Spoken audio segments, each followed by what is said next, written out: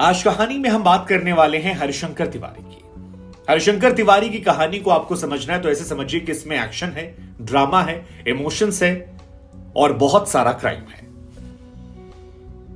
हरिशंकर तिवारी उस पूर्वांचल से आते हैं जिसे माफियाओं का गढ़ कहा जाता है, जहां पर माफियाओं का पैटर्न होता है कि माफियागिरी करो, दबंगई करो, पैसा छापो, अपने समाज के हीरो बन जाओ और उसके बाद सियासतदान बन जाओ। लेकिन इस फॉर्मूले की शुरुआत जो है वो हरिशंकर तिवारी ने साल 1985 में की थी, जब पहली बार जेल में रहकर चुनाव जीत गए और आजाद भारत का यह पहला मामला बना कि कोई व्यक्ति जेल में रहकर माननीय विधायक बन गया। 22 साल लगातार एक ही सीट पर विधायक रहे। हरिशंकर तिवारी की सियासत में पकड़ या जरूरत ऐसी थी कि चाहे सरकार सपा की हो, बसपा की हो या भाजपा की हो, वो हर सरकार में जरूरी थे। मुख्यमंत्री चाहे कल्याण सिंह हो, रामप्रकाश गुप्ता हो, राजनाथ सिंह हो, मायावती हो या फिर मुलायम सिंह यादव हो, वो न जाने कैसे हर सरकार में मंत्री बन जाते थे।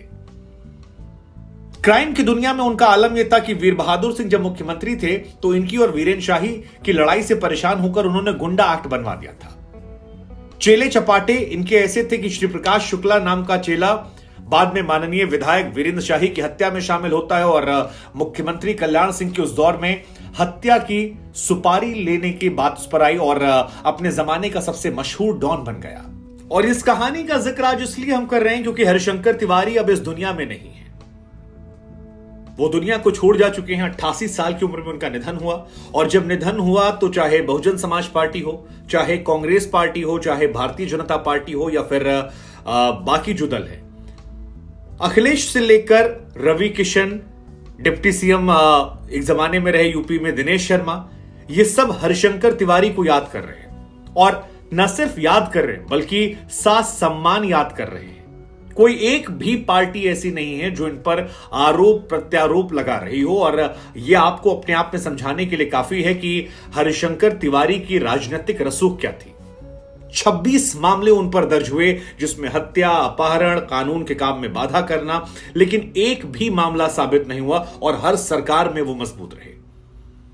उनकी पकड़ को यह समझिए कि वो राजीव गांधी के भी करीबी थे, वो अटल बिहारी वाजपेयी के भी करीबी थे, उत्तर प्रदेश में कांग्रेस के आखिरी मुख्यमंत्री एनडी तिवारी के भी करीबी थे, तो कल्याण सिंह के भी खासम खास थे, मुलायम सिंह यादव के खासम खास थे, वो मायावती के भी खास रहे और तो और यूपी में जितने भी सरकारें आई, चाहे वो रामप्रकाश गुप्ता की हो, राजनाथ सिंह की हो, हर सरकार में उनकी इज्जत रही। उन्हें लोग बाबा कहते थे। पूर्वांचल का वो माफिया जो ब्राह्मणों का सबसे बड़ा नेता बना और पहला नेता जो माफिया से 5 मई साल 1935 को गोरखपुर के बड़हालगंज इलाके में जन्मे पंडित हरिशंकर तिवारी ने 88 साल की उम्र में 17 मई 2023 को अंतिम सांसें ली। 22 साल वो लगातार विधायक थे, लंबे समय से अस्वस्थ चल रहे थे और उनका निधन हुआ तो हमें लगा क्यों ना उनके बारे में जिक्र किया जाए कि कौन वो व्यक्ति है जिसके बारे में इतनी सारी चर्चाएं हैं। तो इनको अगर आपको समझना होगा तो इनकी कहानी में 4 बातों को समझना होगा। एक इमोशन, दूसरा ड्रामा, तीसरा क्राइम, चौथा पावर और 5वां हर सरकार में सामंजस्य। जेपी आंदोलन में ही 2 बड़े नेता निकले थे गोरखपुर यूनिवर्सिटी से। एक का नाम था वीरेंद्र शाही, दूसरे का नाम था हरिशंकर तिवारी। वीरेंद्र शाही जो है उस दौर में एक नेता थे बलवंत सिंह, उनके खासम खास बन गए क्योंकि वो उनकी जाति से आते थे। वीरेंद्र शाही हिम्मती थे। हालांकि वीरेंद्र शाही की बाद में हत्या हो गई थी 26 साल पहले, आज से उन्हें कत्ल कर दिया गया था। कत्ल करने का इल्जाम जो है वो हरिशंकर तिवारी पर भी आया था क्योंकि इन्हीं के चेले अपने जमाने में डॉन रहे श्री प्रकाश शुक्ला ने उनकी बड़ी बेरहमी से हत्या कर दी थी। लेकिन कहा जाता है कि वहां से निकलने के बाद हरिशंकर तिवारी और वीरेंद्र शाही जो हैं उन्होंने गोरखपुर को 2 हिस्सों में बांट दिया था। अपने अपने जिले बांट लिए थे। वीरेंद्र जो हैं वो 1980 में गोरखपुर के उधर एक सीट है महराजगंज की लक्ष्मीपुर सीट, वहां से वो विधायक बन जाते हैं। कहा जाता है वहां पर वो जनता दरबार लगाने लगते हैं। इधर हरिशंकर तिवारी जो हैं वो बिना विधायक बने ही गोरखपुर में जनता दरबार लगाने लगे और कहा जाता है कि शासन प्रशासन जो है वो इनके सामने कमजोर होने लगा था और हरिशंकर तिवारी के यहां लोग आते थे, ये फैसला सुनाते थे और मामला चल जाता था। लेकिन सियासी तौर पर इनकी एंट्री 1985 में होती है। हरिशंकर तिवारी जो हैं वो चिल्लू पार से चुनाव लड़ना चाहते थे, लेकिन उस दौर में एक नेता थे भृगुनाथ चतुर्वेदी जो 3 बार के विधायक थे और वो नहीं चाहते थे कि हरिशंकर तिवारी आए क्योंकि ब्राह्मणों में एक ही नेता का वर्चस्व रहे। लेकिन 3 बार के विधायक जो थे चतुर्वेदी जी, उनके खासम खास होते हैं डॉक्टर मुरलीधर दुबे। उनकी एक दिन हत्या हो जाती है और यहीं से सारी कहानी जो है वो दरअसल भृगुनाथ चतुर्वेदी साहब जो थे वो 3 बार विधायक रह चुके थे और वो हरिशंकर तिवारी को दबाने में लगे हुए थे, क्योंकि उन्हीं के खासम खास मुरलीधर दुबे जो हैं उन्हें वो प्रमोट कर रहे थे। लेकिन एक दिन उनकी हत्या हो जाती है और ये जो आरोप लगा था ये उस दौर में वहां के ठाकुरों पर लगा था। अब इस घटना ने भृगुनाथ चतुर्वेदी को हिलाकर रख दिया और उन्हें लगा कि अगर मुकाबला इन लोगों से करना है तो फिर इसका मुकाबला बाहुबल से हो सकता है, और यहीं से बाहुबल में मौका जो है वो हरिशंकर तिवारी को मिल गया। हरिशंकर तिवारी यहां से अपनी शुरुआत करते हैं। वो साल 1985 होता है। हरिशंकर तिवारी कांग्रेस से चिल्लूपार सीट से चुनाव लड़ना चाहते हैं, लेकिन कांग्रेस पार्टी उस दौर में उन्हें टिकट नहीं देती है। इसके पीछे वजह यह थी कि हरिशंकर तिवारी जेल में बंद थे और कांग्रेस को लगा कि ऐसे व्यक्ति को टिकट देने का क्या फायदा जो जेल में बंद है। इसके बाद हरिशंकर तिवारी को लगता है कि वो जीत जाएंगे और वो निर्दलीय पर्चा भर देते हैं। उनके सामने कांग्रेस के मार्कंडे नंद थे और इन दोनों के बीच मुकाबला होता है। हरिशंकर तिवारी जेल में होते हैं, लेकिन वो जो छात्र यूनिवर्सिटी से बाहुबल और इन्होंने लोग कमाए थे वो इनके प्रचार प्रसार में जुट जाते हैं और उसके बाद जब नतीजा आता है तो 21,728 वोटों से जीतकर ये विधायक बन जाते हैं। ये घटना खास इस लिहाज से है क्योंकि ये भारत में पहला मौका था जब कोई व्यक्ति जेल के अंदर रहकर चुनाव जीता हो और हरिशंकर तिवारी का नाम यहीं से पूरे प्रदेश में, देश में दोगुना हो गया। उनकी रसूख बहुत ज्यादा। अब 1980 से महराजगंज सीट से विधायक थे वीरेंद्र शाही। 85 में यहां से चिल्लूपार से विधायक बन जाते हैं हरिशंकर तिवारी और इन दोनों के बीच में वर्चस्व की लड़ाई जो है वो 7वें आसमान पर पहुंच जाती है।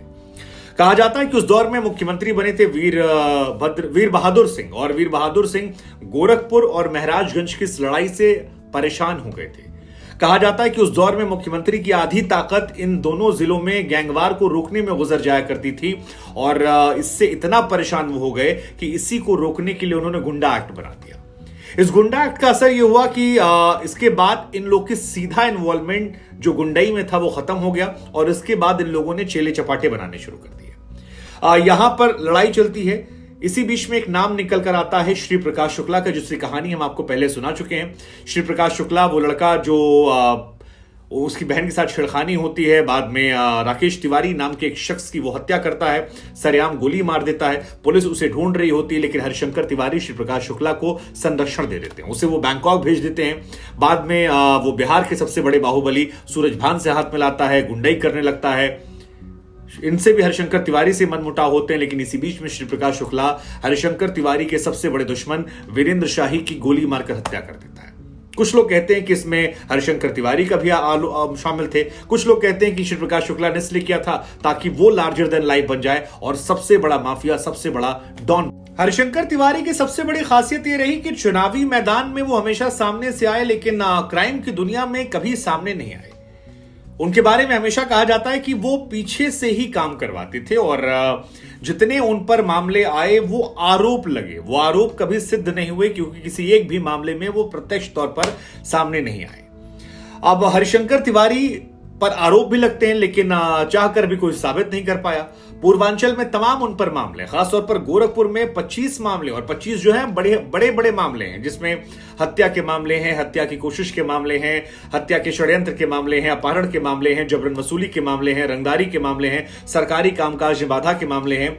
लेकिन इतने मामले होने के बावजूद एक भी मामला ऐसा नहीं था जिसमें इनका नाम शामिल हो गया हो। खासतौर पर इनका नाम वीरेंद्र शाही हत्याकांड में आया था, लेकिन वहां पर भी कोई साबित नहीं कर पाया और ब्राह्मण और ठाकुर की राजनीति के बीच में इन्होंने अपना एक अलग रुतबा कमाया। एक जमाने में गोरखपुर इनके नाम से जाना जाता था। योगी आदित्यनाथ का उदय काफी बाद हुआ है, उसके पहले दबदबा जलवा जो था वो इन्हीं का था। वहां से ये नेता बने, विधायक बने, मंत्री बने, हर सरकार में रहे और इनका जो घर है गोरखपुर में उसे अहाता कहा जाता है। कल्याण सिंह की सरकार में साइंस टेक्नोलॉजी मंत्री थे, स्टाम्प मिनिस्टर बने। तो कुल मिलाकर इनकी पॉलिटिक्स आप देखेंगे तो एक मंझे हुए राजनेता, और जैसा कि हमने शुरुआत में कहा कि माफिया से सफेद पेश बनने वाले ये पहले। हरिशंकर तिवारी पर जो सबसे बड़ा आरोप लगता है वो लगता है श्री प्रकाश शुक्ला जैसे डॉन के उदय में उसका साथ देना, उसका जन्म करवाना।